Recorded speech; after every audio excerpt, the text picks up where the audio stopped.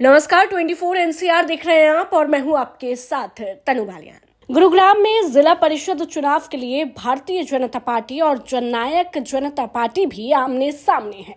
जी हाँ, गुरुग्राम जिला परिषद वार्ड नंबर 9 इस समय सबसे ज्यादा सुर्खियों में है, क्योंकि यहां से जीतने वाली प्रत्याशी जिला परिषद की प्रमुख बनेगी। ऐसे में हरियाणा की सत्ता में भागीदारी निभा रही जननायक जनता पार्टी भी चाहती है जिला परिषद प्रमुख के पद पर हमारी पार्टी का ही कार्यकर्ता विराजमान रहे। दूसरी ओर भारतीय जनता पार्टी ने गुरुग्राम में पंचायत चुनाव को लेकर जिला परिषद के चुनाव पार्टी सिंबल पर लगवाने का फैसला कर उम्मीदवार उतार दिया। ऐसे में भारतीय जनता पार्टी और जननायक जनता पार्टी आमने सामने खड़ी हुई नजर आ रही है। आपको बता दें, भारतीय जनता पार्टी के पूर्व कैबिनेट मंत्री नरवीर सिंह और विधायक सत्य प्रकाश मधु वाल्मीकि को जिताने के लिए जी जान से मेहनत कर रहे हैं। तो वहीं कुछ दिन पहले ही जननायक जनता पार्टी के महासचिव दिग्विजय सिंह चौटाला ने दीपचंद की पुत्री दीपाली के लिए वोट मांगे। और दीपाली जी दीपचंद जी की बेटी लड़ रही है। ये जिला परिषद का मेंबर का चुनाव नहीं लड़ रही। यहाँ पर 10 सीटें, 10 में एक एससी रिजर्व महिला की है और चेयरमैन एससी रिजर्व महिला ने बनना है। ये चेयरमैन का चुनाव है साथियों, सीधा सीधा। यानी जैसा मेरे से पहले कहा जा रहा था अंतराम कंवर जी द्वारा कि सीधा मंत्री का ओहदा आपके इलाके में आने वाला है। और ये मंत्रालय किसके पास है? पंचायती राज का दुष्यंत जी के पास है कि नहीं है? जब घर का मंत्रालय और घर का आदमी चुन के भेज दिया तो चंडीगढ़ का विकास के जो द्वार है, विकास की गंगा सबसे पहले अगर कहीं आएगी तो आपके इलाके में बहाने का काम करेंगे। ये बात तो इसलिए हमने चूकना है। और भविष्य के अंदर जब भी 2024 में आए, आपने पहले गंगाराम जी को जिताया, जब कभी भी अवसर आए 2024 के अंदर ये सीट भी आप दुष्यंत जी की झोली में डालने का काम करना। मुझे पूरी उम्मीद है कि उप मुख्यमंत्री का उप हटाकर पटौदी हल्के के ये महान लोग, बलवान लोग दुष्यंत चौटाला को आने वाले समय में 2024 में मुख्यमंत्री बनाने का काम करेंगे। इसकी शुरुआत आप जिला परिषद चुनाव आप पधारे, आपने मेरी बात को सुना और आपने इतना विश्वास जताया। मैं तो आपसे फिर से आभार प्रकट करते हुए वहीं जिला अध्यक्ष ऋषिराज राणा दीपचंद की पुत्री दीपाली के पक्ष में खड़े हैं। अब देखना यह होगा कि सत्ता में शामिल दोनों ही दलों में टकराव की स्थिति नजर आ रही है।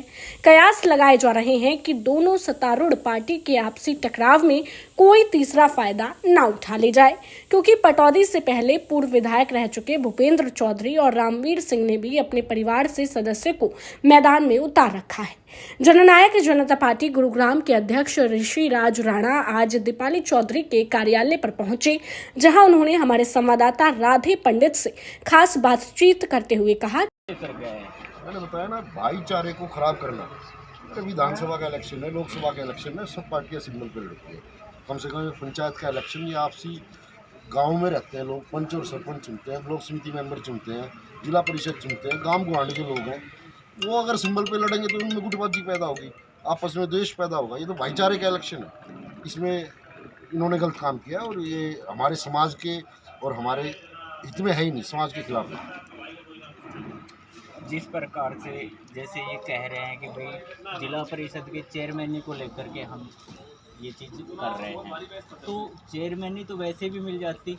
वार्ड नंबर 9 से हमारे जो प्रत्याशी हैं, जन समर्पित प्रत्याशी हैं भाई दीपचंद जी, उनकी सुपुत्री हैं दीपाली चौधरी जी, वो भारी मतों से जीतकर वार्ड नंबर 9 से पार्षद बन रही हैं। और इस बार जिला गुड़गांव की जो चेयरपर्सन की सीट है वो महिला है, एससी महिला रिजर्व है।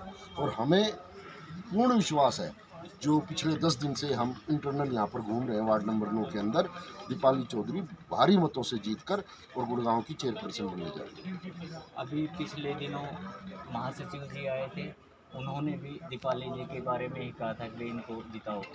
तो क्या ऐसा नहीं लगता कि भाई पार्टी भी एक तरफ से सपोर्ट कर रही है? पिछले 25 साल से हमारे बड़े भाई दीपचंद जी इस वार्ड की सेवा कर रहे हैं।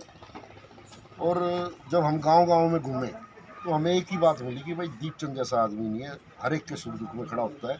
उसी का ये परिणाम है और उसी का कारण है कि ये समस्त भाईचारा, जो ये भाईचारे का इलेक्शन है, आज भाई दीपचंद के साथ खड़ा है और दीपाली चौधरी को यहाँ से जिताने का काम कर।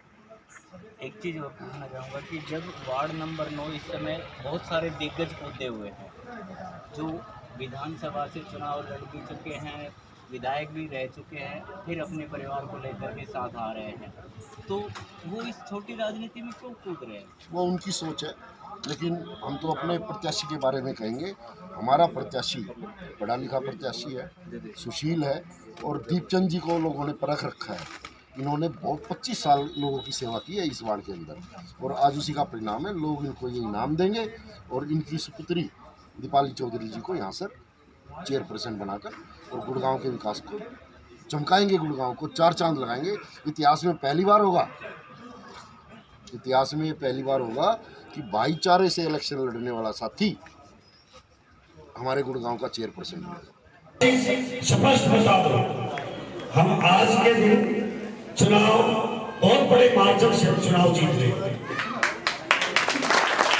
36 बूथ है और 36 बूथों के अंदर हम आज के दिन 28 बूथ की जो हमने सर्वे किया है उन पे हम लीड कर रहे हैं। थोड़ी सी कमी 8 बूथों की है। अनीता जी ने कहा थोड़ा सा जोर लगा दो, वो 8 बूथ भी आप जीत लोगे और 36 के 36 बूथ आप निश्चित तौर पे जीत लोगे। हमारी नोटों वाली पार्टी नहीं है, करोड़पति जो वो वाली पार्टी नहीं है। कई गांवों में कल भी चर्चा है और आज भी कईयों भाइयों ने जिक्र किया। अब तकरीबन सभी गांव से संदेश आ चुके हैं, सबका भ्रम दूर हो गया। फिर भी आप लोगों को मैं बता दूं, हमारे पत्रकार साथी कई जगह ये कहा गया कि पूरी पार्टी एक है, लेकिन राव इंद्रजीत का इशारा कहीं और है। उन लोगों को बारे में मैं बता दूं, हमारे इस इलाके में कुछ दलाल, कुछ सत्ता के बिचौले वो झंडा उठाए घूमते रहते हैं।